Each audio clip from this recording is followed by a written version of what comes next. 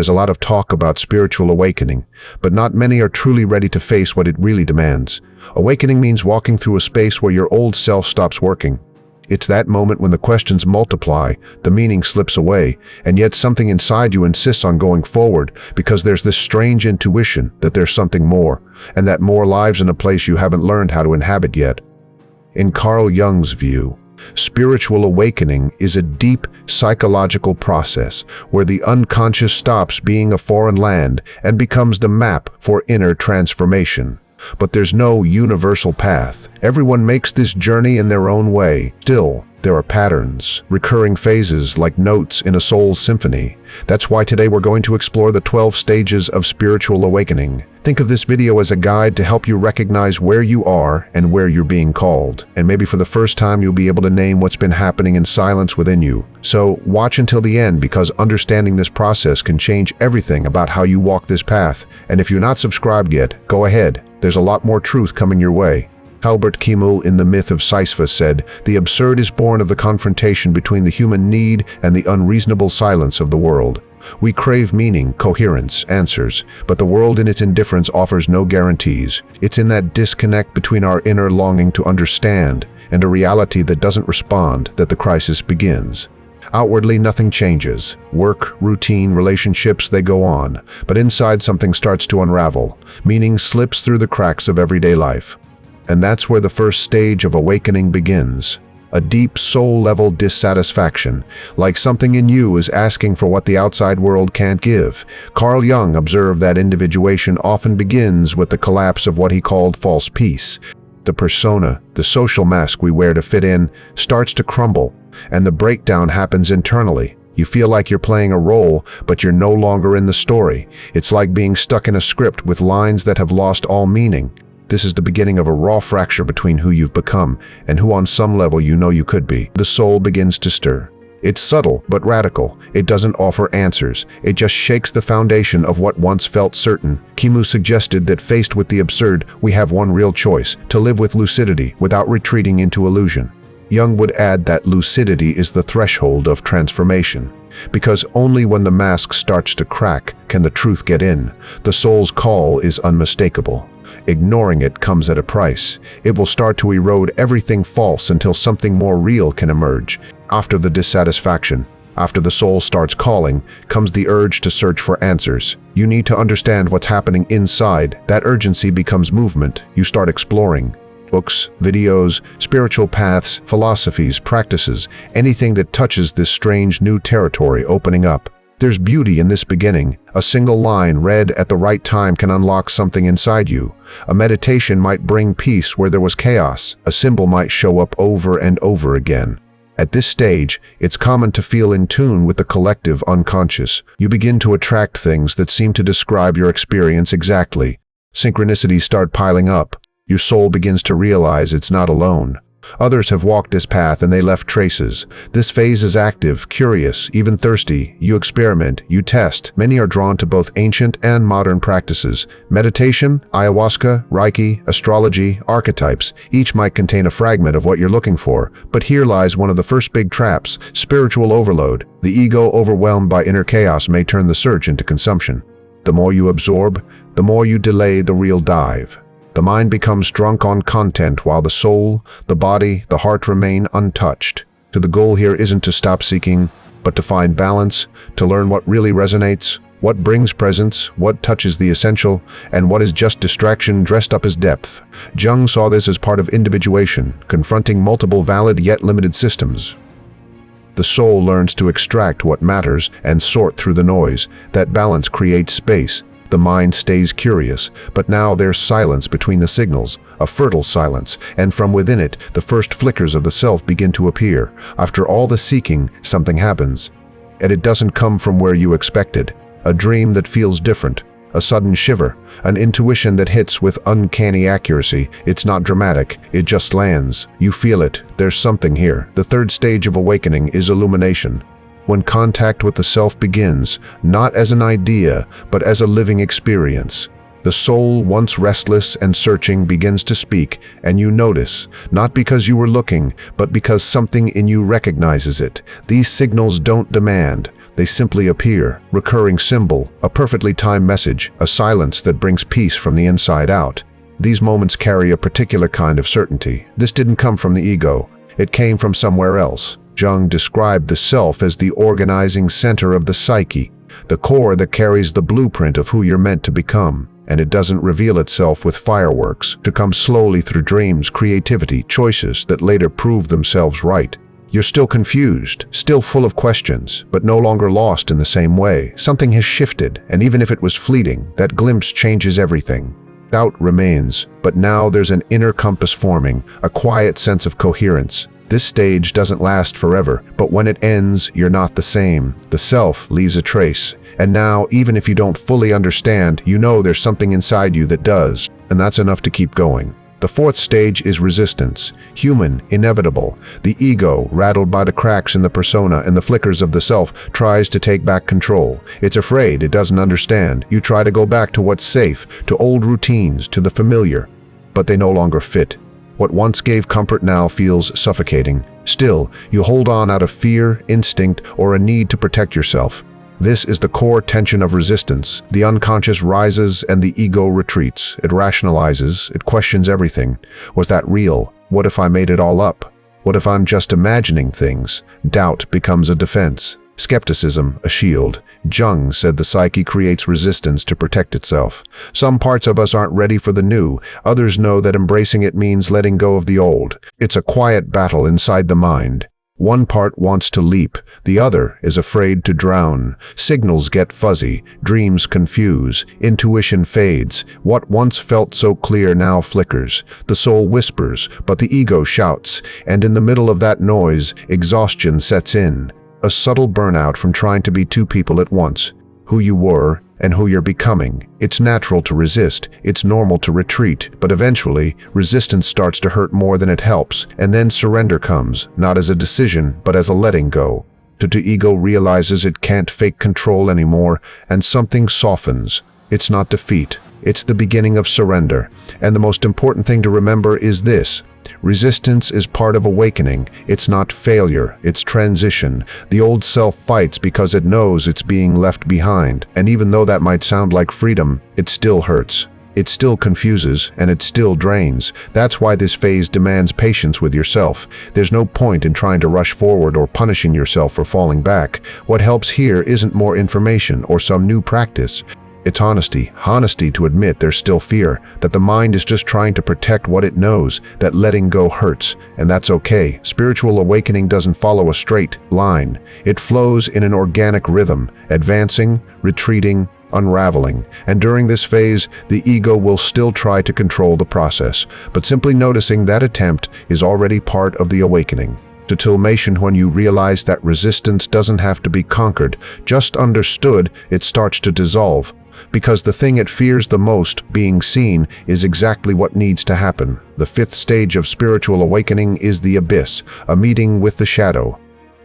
And it doesn't knock before entering. After resistance, as the ego begins to loosen its grip, the unconscious rises to the surface. But it doesn't bring light, it brings everything you've buried, what you denied, repressed, locked away inside. The anger you couldn't process, the fear you tried to rationalize, the shame you covered up, the guilt you hoped to cancel out with good behavior. It all comes back, and it asks for presence. This isn't punishment, it's integration. According to Jung, the shadow is made of everything the ego refuses to see as part of itself. But it doesn't disappear, it just hides. And when awakening begins, it surges up with force, because awakening isn't just about moving closer to the light, it's about walking through the whole darkness. You start noticing patterns that were always there but now hurt more. You react in ways you don't understand. You hear yourself say or do things that don't match the version of yourself you built. But this isn't madness, it's revelation. The unconscious is putting the truth on the table. It's a descent. Sometimes painful, sometimes harsh. There's no guidebook, no formula, just raw truth that demands courage. The old self struggles to survive, but the soul wants you to see yourself fully. Jung once said, "The shadow is 90% gold." That doesn't mean the meeting will be comfortable, but it does mean there are treasures there. Strength, creativity, authenticity, wholeness. Everything you couldn't be, but that still lives somewhere inside. The shadow isn't the enemy, it's a part of you. And true spiritual awakening must pass through this abyss, because there's no integration without facing what's been rejected. And when you face the shadow, not to defeat it, not to run from it, something shifts. Yes, there's pain, but there's also a strange feeling of solidity. Like for the first time, you're standing on real ground. The sixth stage of awakening is saying goodbye to your former self, and no one comes out of it unchanged. It's not just the end of a phase, it's the collapse of an entire identity. Everything you used to call me, your roles, your certainties, the dreams you inherited starts to unravel, first slowly, then all at once. And even if you longed for change, nothing prepares you for the feeling of losing yourself. The world might look the same on the outside, but inside everything goes quiet. Your old motivation vanishes, desires lose color, familiar words no longer reach you. You try to describe yourself, but no words fit because what once was the center is now just debris. There's no new name yet, just a thick silence heavier than your body knows how to carry. This is where many people feel lost. They mistake the void for failure, for depression, for a mistake. Jung knew this dark chamber of the soul is necessary. Individuation demands the death of the ego's rule, so that the self can emerge as the true center. It's not about erasing your personality, but about ending its dictatorship, making space for something deeper to surface. You feel isolated because you are. No one can walk this part for you. No advice fits. No pre-made path helps. It's a sacred morning, a solo ritual. In this space, old desires lose their power. Other people's words no longer land. The soul in silence works, reorganizes. And even when everything seems still, something is happening. Like a seed that decays before sprouting, something essential begins forming in the dark. There's no rushing this. To rush is to resist. The soul demands presence and patience. So you stay sitting in your own emptiness, listening to the absence, until one day, without warning, a new breath arrives, small, fragile, but alive. The rebirth has begun. Something in you starts to reorganize quietly, without visions or drama. It's subtle at first, a more honest choice here, a truer answer there. But the air inside you shifts. You're not so quick to betray yourself anymore. The seventh stage of awakening is when authentic individuality starts to emerge. It's not the old self returning. It's not a new persona. It's a raw, clearer, more alive presence. You're no longer trying to fit in. You're trying to be whole, and that changes everything. The center of your identity shifts. It no longer orbits around approval, status, or inherited duties. A new axis emerges, quiet but firm. It's like something inside you whispers, "This is me," even if you still don't have the words for it. The ego is no longer in charge. It's still there, but now it learns to serve, not lead. Intuition begins to guide you more. You react less. You act more from alignment than impulse. Responses come from within, not from what others expect. This is a time of reconstruction. The old foundation collapsed, but the new one feels real. You still hesitate sometimes, but you don't abandon yourself as easily. Self-judgment weakens. Comparison loses its grip, and you begin to taste the peace of not pretending anymore. Emotional autonomy takes root, not as isolation, but as grounding. You realize you don't need external validation to exist. Your relationship with the world shifts. There's no longer a need to prove anything, just to live in coherence with what's alive inside you. This isn't the end. Your new identity is still forming, but it's breathing, walking, choosing. The eighth stage of awakening is when synchronicities become frequent. Jung describes synchronicity as two events seemingly unrelated, connecting through meaning. It's as if the universe answers the soul, not with words, but with mirrors. You're no longer obsessively chasing signs. They just happen effortlessly, unexpectedly, naturally.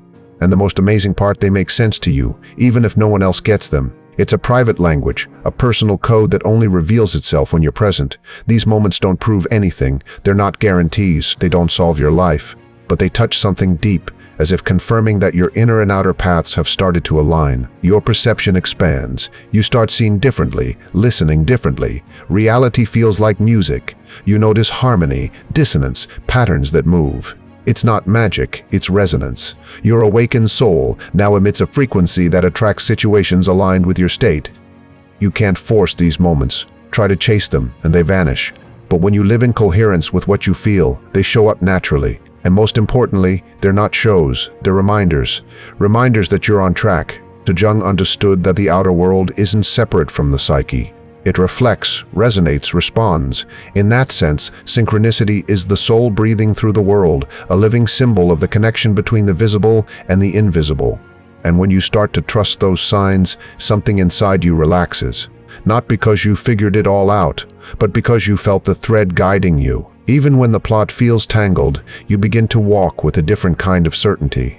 The ninth stage of spiritual awakening is when authentic expression demands its place. After diving into the shadow, dying symbolically, rebuilding a new center, and witnessing the synchronicity between inner and outer worlds, you start to act from that truth. The way you speak shifts.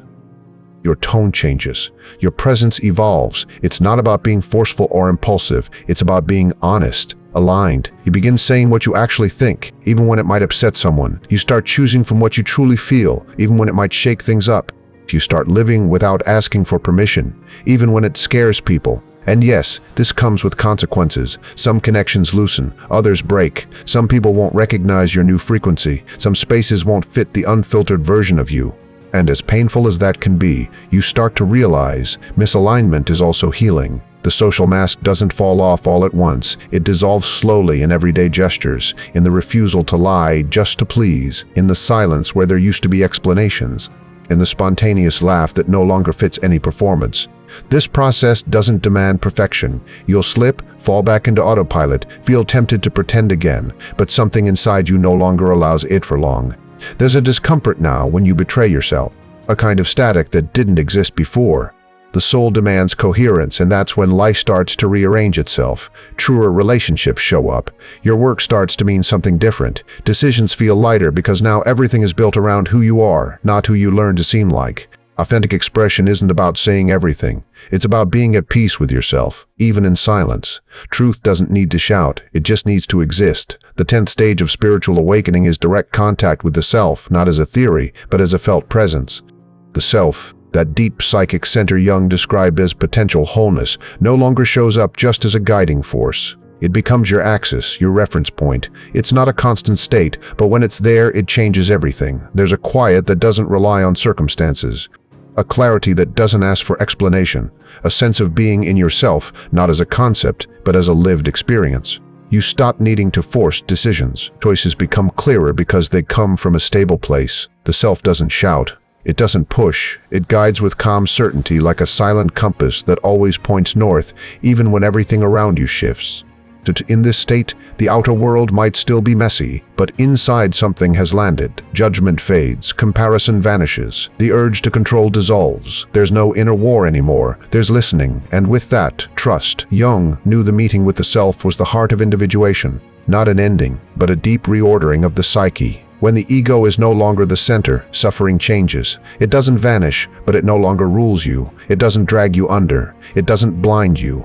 You begin to live with lightness, not because life got easier, but because you stopped identifying with the role and rooted in your being. You still feel fear, doubt, pain, but now there's space for it all. You no longer get lost in it. The self doesn't make you better. It makes you whole. The next stage of spiritual awakening is realizing that you co-create reality from your inner state.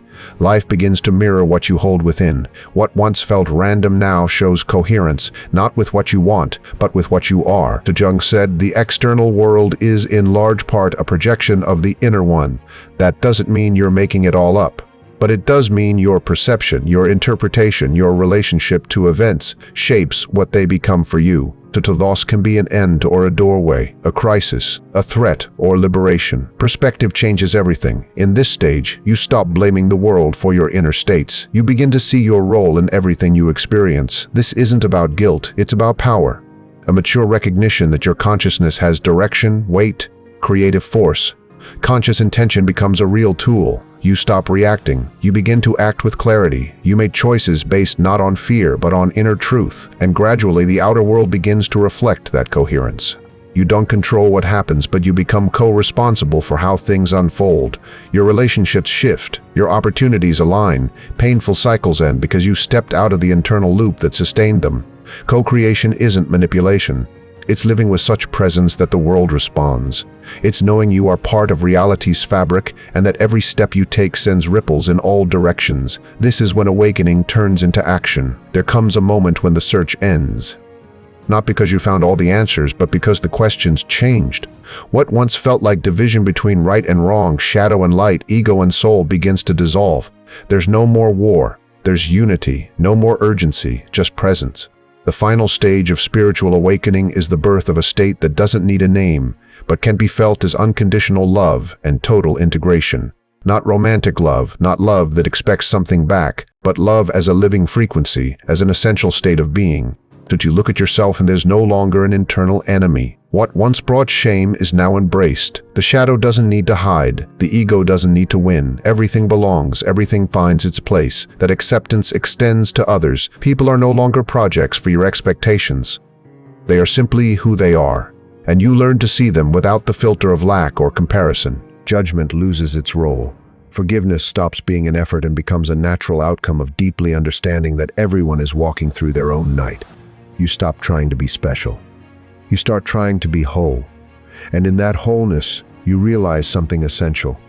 Freedom doesn't come from separating yourself from the world, but from integrating with it without losing yourself. The boundary between inner and outer begins to disappear. You become a channel, not a center. Life moves through you and you move with it.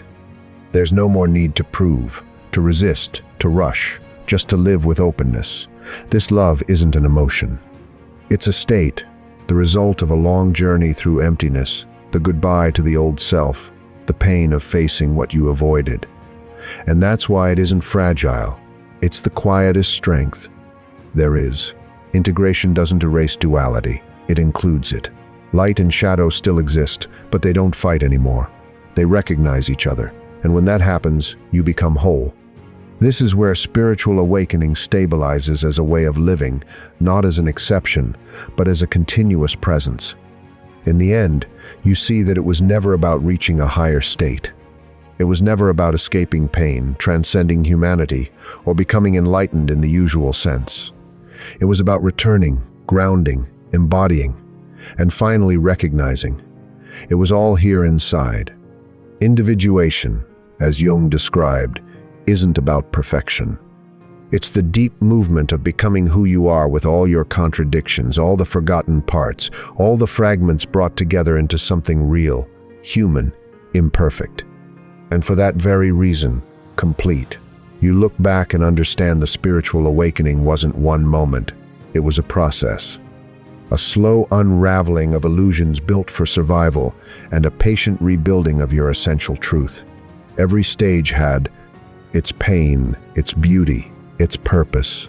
The call was subtle, the crisis unavoidable, the shadow fierce, the rebirth quiet, the authenticity freeing. And love at the end didn't arrive as a prize. It arrived as a consequence of walking through everything without running away. Now you know. Awakening isn't flipping on a light switch. It's learning to walk in the dark with confidence. It's no longer fleeing from yourself. It's giving up on perfection and choosing wholeness. It's living in peace with complexity. It's listening to your soul and realizing it doesn't want glory. It wants truth. Jung said, "The soul doesn't want to be healed. It wants to be heard. And when you listen, everything changes. Not outside, inside. You stop building yourself for others and start existing in full. That's where freedom begins.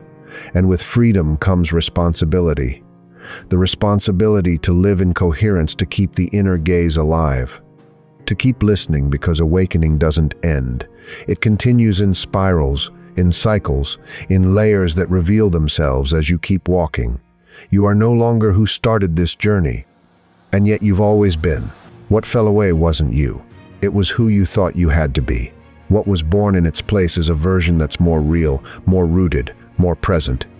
Happiness may come, yes, but as a byproduct of integration, not as a goal. Because now you know the soul doesn't want promises. It wants presence, not formulas, but listening. And it's always here, whispering the way home.